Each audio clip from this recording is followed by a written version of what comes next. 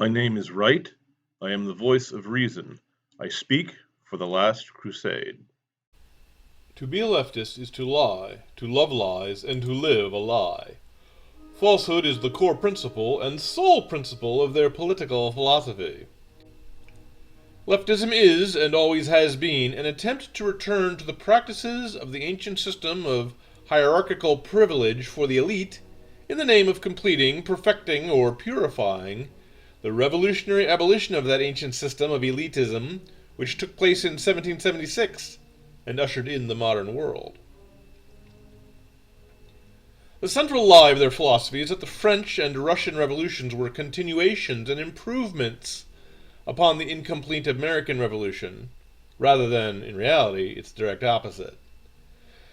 For this reason, they call themselves all manner of false names, liberal, progressive, and radical, when they are none of these things. They are wolves who, once wolves became an endangered species, fooled the unwary shepherd by donning a skin of their sheepish victims. They preach tyranny in the name of freedom, elitism in the name of equality, injustice in the name of social justice. They seek the abolition of all rule of law, all moral restraint, all courtesy, civility, and decency, in the name of liberation, tolerance, and utopia. It is all lies. The left wishes for the practices, but not the return of the theory, standards, or restrictions which made the ancient system of crown and mitre tolerable, when it was tolerable, which it was not often. Chairman Mao of China, for example, had all the powers and privileges of an ancient emperor, without the restraint in the name of dignity and ceremony the Son of Heaven also had to shoulder. First, the leftists lie about what they are. They call themselves liberal and progressive and radical. Leftists are not liberal. The Founding Fathers are liberal, if we dare to use that word in its original and correct meaning, in that the Founding Fathers sought liberty for one and all. And yet the left seeks everywhere and at all times to tear up the Constitution, repudiate the Declaration of Independence, and to undo all the works the Founders did. Leftism is illiberalism. They are not progressive. Progress is what they oppose, since they seek everywhere and at all times to regress into a stratified society and social system of unequal laws. Leftism is retrogressive. They are not radical. A radical seeks to change all social structures down to the root. The left seeks a return to the social structures of caste and class, masters and servants, rulers and peons, chiefs and slaves known to mankind since the Paleolithic. The leftist opposition to liberty is instinctive and incoherent. They respond to a liberal social order, which is and has been markedly beneficial to them and theirs, with ingratitude amounting to hatred. The aversion is inexplicable and irrational. It is a mere emotional reaction. They are, in point of fact, reactionary. All variants of leftism promote inequality of the law. There is to be one rule for the elite, one for the elite's protected class of serfs and mascots, and another rule for the commoners, one for the untouchables, who also act as the scapegoats and bear the blame for any and all evils in life. Such hierarchies are as old as mankind. The only real political progress in all of history was leaving that behind and finding equality under the law. Leftism wishes to undo that evolution and to devolve back into a simpler, crueler, and more savage form. Different versions of leftism might have different membership in mind as to who to fit into the mascot class and who to fit into the untouchable class. The modern leftist in America selects blacks, sexual perverts, Islamic jihadists, and women to be the mascots, and he selects white males and Christians, the rich, and the Jew to be scapegoats. The Nazi selects a fictional race of Germans from India called Aryans to be his mascots, and the Jews to be scapegoats. The Red selects a fictional economic category of proletarians as his mascots, and the Jews as scapegoats. All of them hate the Catholic Church as well. Our founder was Jewish, after all, as were the first 12 members. The world revolution that took place in 1776 can only be called liberalism. Sadly, no matter how confusing the term, there is no other word for it. It can, however, be called classical liberalism, or, if you like, it can be called limited government or rule of law. But it was nothing less than the overthrow of the very idea that God made men unequal at birth by anointing some families and bloodlines and races to be rulers and others to be ruled. a rank no one could lawfully change. If you are confused to learn that conservatives should rightly be called liberal, and that the liberal should rightly be called reactionary, don't be surprised. The left does not mean left, and right does not mean anything. The confusion is deliberate. It prevents any discussion of the truth about leftism, namely, the simple fact that there is no truth about leftism, none at all. The fact that our language is too corrupted to carry rational speech is almost never discussed, because in fact it cannot be discussed. Our language has been deliberately and widely corrupted to such a degree by the falsehoods of the left that the daydream of Orwell's Big Brother has at last come to pass. The matter cannot be discussed rationally, or, to be precise, the matter cannot be discussed rationally without introducing such changes to the vocabulary as to render the talk incomprehensible to the casual reader. But in order to discuss the matter, one must learn a whole new language. One must learn what the word liberal means, what the word liberty means, what the word property means, what the word equality means, and what the word leftist means. You might think you know. You don't. You have been hearing those words in the wrong meaning your whole life, usually in the direct opposite of their meaning. If you dress a wolf in sheep's clothing, you will fool two types of fools. The gullible fools will come to pet the sheep and be surprised when they die beneath the bloody tooth and claw. And then there are the cynical fools who curse the whole flock and drive them all away, and later that night freeze for lack of wool. The devil laughs at the gullible, but he laughs doubly at the cynical, for a sheep without a shepherd will also starve as well. The Bolsheviks rose to power in Russia by saying altruism and compassion for the poor required a temporary dictatorship of the proletarian. Only a few mass murders would be needed, just as an emergency measure. Making an omelet means breaking some eggs. Roughly 150 million eggs were broken by the communism in the 20th century. Every true believer in the Bolshevik utopia who ended his days starving in a death camp was a gullible fool, as were all the European intellectuals who flattered the mass murderers, and the artists who adored the mass murderers, and the newsman who ran interference and hid the news about the mass murderers.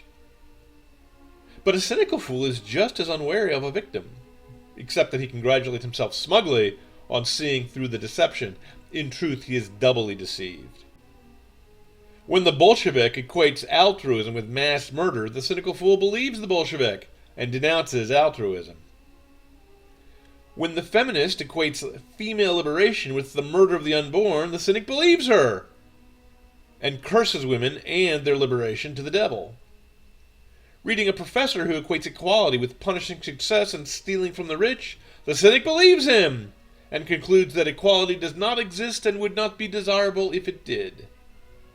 This leftist lie is a remarkable bit of work because it traps both the gullible, who accept the wolf in sheep's clothing as a sheep, and the cynic, who rejects all sheep as wolves in disguise. Both of them are mentally too lazy to do the work of separating the inner sheep from his outward appearance, and both react only to the surface appearances. It is time to draw aside that woolen outer coat and see how the wolf beneath is hidden. Let us start by saying what leftism really means. Leftism is portrayed by the left as the revolutionary philosophy of the future, as men evolve bad to good to great, whereas any opposition to the left is portrayed by the left as mindless reactionary view of the past, the realm of our ape-man ancestors or the primordial slime from which life spontaneously arose. Whatever is good and new and shiny they call left, and whatever is old and ugly and hoary they call right. This false definition is used by leftists not to be a definition at all. It is a Madison Avenue ploy to appeal to the sense of novelty in the listener. In technical terms, it is a false-to-facts association, that is, an attempt to lure an unwary victim into linking two unrelated ideas one to another merely by the repetition, as if the two were the same. It is Pavlovian conditioning. Nothing in reality links the ringing bell to the promise of food to come, but the dog can be fooled into acting as if it were linked, merely by putting the two together in what he smells and hears over and over and over again. It is not hard to condition a dog, or to condition an innocent schoolboy, or television viewer, or news consumer. Just say freedom is slavery, or war is peace, or masculinity is toxic, or Trump and Russia and Trump, over and over and over again, and the unwary will soon associate the two unrelated ideas into a single snarl in his brain, as if one logically implied or required the other. If you notice, this Pavlovian definition of liberal as new defines nothing and means nothing. Revolutionary Marxists in China are called conservative and hence right-wing if they oppose the changes allowing for more private ownership of land and goods. Woodrow Wilson's party in America is called progressive and hence left-wing, even though he favored racial segregation and opposed female suffrage, just as had all his ancestors back to the Neolithic. The National Socialists of the German Workers' Party wished radically to reorganize society along the lines of a science-fictional eugenics breeding program and a regimented state to control all private property, and they're called right-wing because they opposed the even more radical science fiction daydream of a utopia without private property. To the National Socialists, the abolition of private control over private property was de facto sufficient. The Nazis were willing to allow private ownership to continue de jure as long as the owner was, in fact, a helot. The Nazis, like all leftists, were liars. Their claim was that they could preserve the German spirit, German traditions, and the mystical German bond with the soil by means of radical socialist revisions to the law and the assumption of power by the elite, allegedly to solve the current emergency, in reality as a permanent police state that abolished all prior forms of law. Of course, the Nazis preserved none of these things they promised to preserve, nor had they any intention to do so, any more than their twin brothers in the communist regimes intended to redistribute land or share all property in common, each according to his need. But the same fools still regard the American constitutional political philosophy, called liberalism, as being mired in the past and hence conservative and hence right-wing. And they also regard Nazi lip service toward preserving German culture as being mired in the past, hence also right-wing. The two things are opposite. And yet, like the dog salivating at the sound of the bell, merely by the repetition, the totalitarian National Socialist scheme and the free market limited government to them are one and the same, and many are deceived. Perhaps they believe it themselves. Some engineers ignite their petards when they plant them. But whether any given leftist will believe such lies in his own head is a matter for a psychiatrist to ask, or maybe an exorcist. I do not know, and do not mean to say that the falsehood that they live is false in that sense. I don't know if they believe it. When I say the falsehood is false, I mean it in this sense. An honest man is the same in thought, word, and deed, whether alone or when scrutinized. His soul is in God's hands, and he fears to sin even when no mortal eye will see him.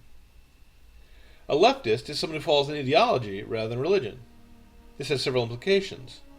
He is likely to be one who thinks truth is relative, or that logic is irrelevant, or that reality is optional, or that beauty is in the eye of the beholder, or that political rights are collective and imposes duties on others, but never on oneself, and that all human interactions are a secret part of a system of oppression by the strong against the weak, who are locked in an endless Darwinian struggle of the fittest, with no peace and no armistice between them possible or desirable.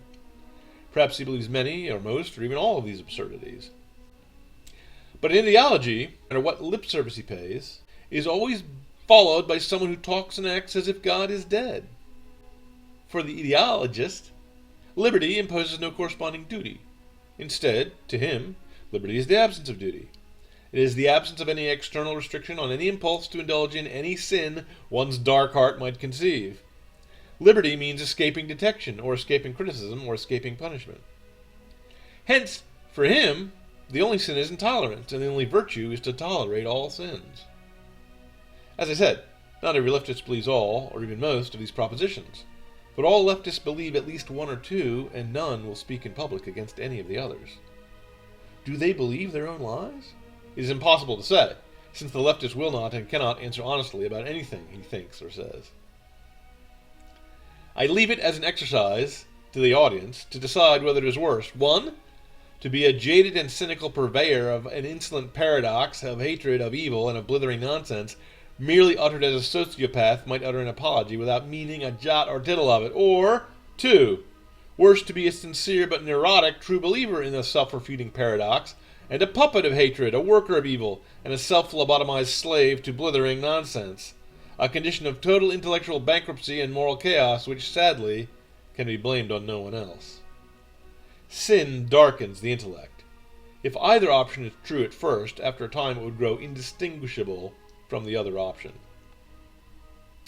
Aslan, as they say in Narnia, removes the gift of speech from those who abuse that gift, And as they say in Greece, those whom the gods destroy, they first drive mad. So what are they really talking about? A society without separate laws and privileges for elites, mascots, commoners, and untouchables is equal. Equal means bearing the stamp and image of God. It means being treated under the same standards of law that are enforced indifferently, enforced without favoritism, enforced by people who are no respecters of persons. No sane man ever talks of human equality in any other aspect, unless perhaps you mean two women of the same dress size or two bald men having an equal number of hairs each in his scalp. In legal terms, that is all what the word equal means, is all it has ever meant. Liberty means that nothing, internal vice nor external tyranny, keeps you from living up to the natural duties you must perform. And that's all what the word liberty means. Leftism means imposing a hierarchy in the name of equality and a tyranny in the name of liberty. That is the truth of the question. Leftism is anti-liberalism pretending to be a new and perfected form of liberalism, finishing the evolutionary ascent begun but allegedly not completed by the classical liberals of the Founding Fathers. Now, in order to have the power to deceive, a falsehood, any falsehood, must be mocking or mimicking truth, or else it's not a falsehood. Lucifer must appear in a guise of the angel of light, or else no one is lured to his beauty. In this case, the beautiful truth is that all men are created equal and endowed by the Creator with certain unalienable rights, among which are the right to life, right to liberty, and right to own property. The falsehood is that the American Revolution guarantees legal equality, but since it still allows for differences in social prestige or wealth or influence, therefore has not achieved true and perfect equality, which is to say, social equality. Americanism guarantees justice, but since it still allows for unhappy acts of unfairness in hiring and firing, befriending and betraying, marrying, child-rearing, and patronizing and serving one another, therefore Americanism has not achieved true and perfect justice, which is to say, social justice. Americanism guarantees security in the enjoyment of one's property. Even a king cannot enter the hovel of the poor without a warrant from a magistrate. Likewise, the mansions of the rich cannot be looted by a starving mob just because they're hungry. But since Americanism still allows for one man to envy the property he has not earned and to which he has no right, therefore Americanism has not achieved the true and perfect form of property rights, which is to say, socialism. Hence the left claims the title and legacy of the liberal by claiming that true and perfect liberty means total control of every thought, word, and deed. True and perfect equality means total subjection to an elite who will dictate the content of every human interaction based solely on group identity. True and perfect property rights means the total abolition of property rights, so that all goods and services, your life and your life's work, can be redistributed by taskmasters and commissars. You will owe nothing, and you will be happy. Hence, the left claims the title and legacy of the liberal by claiming that true and perfect liberalism is the absolute abolition of liberalism, and a return to the hierarchy, even less fair and even less tolerable than the class system or caste system of old. There's a falsehood even in the names they hide beneath. Let us conclude by summing up the history of leftism in one glance and see its point and purpose. Leftism began in revolutionary France and culminated in revolutionary Russia, and is the fastest spreading religion in history.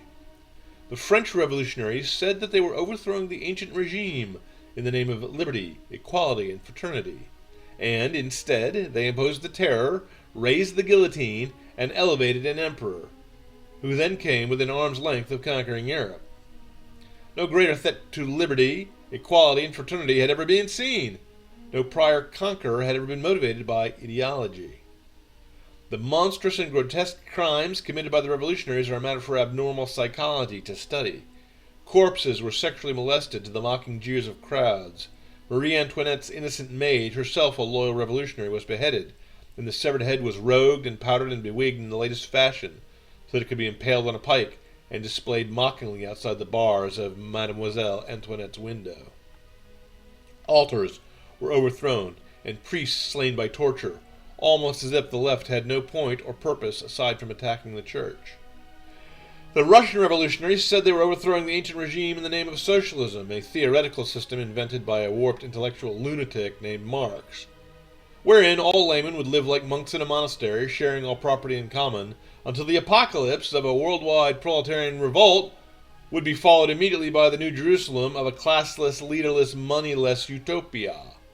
The revolutionaries contemptuously abandoned all pretense at civilization, betrayed each other, butchered the royal family of Russia, including women and children, and then set about killing each other in such astronomical numbers that the French enormities were shamed by contrast. Lavrenti Beria, the Soviet head of security, had girls picked up off the street and brought to him for rape. Soviet scientist Ilya Ivanov's attempt to create ape-human hybrids was an idea so freakish and morbid it belongs in a science fiction horror story. Stalin organized a famine to punish small farmers and reward his supporters with their grain. Mothers ate their children in hunger. Left-wing New York Times won a Pulitzer Prize when their writer Durante suppressed this news. And so on, with victims whose numbers are astronomical. Altars were overthrown and priests slain by torture, almost as if the left had no point or purpose aside from attacking the church. That is what history tells us.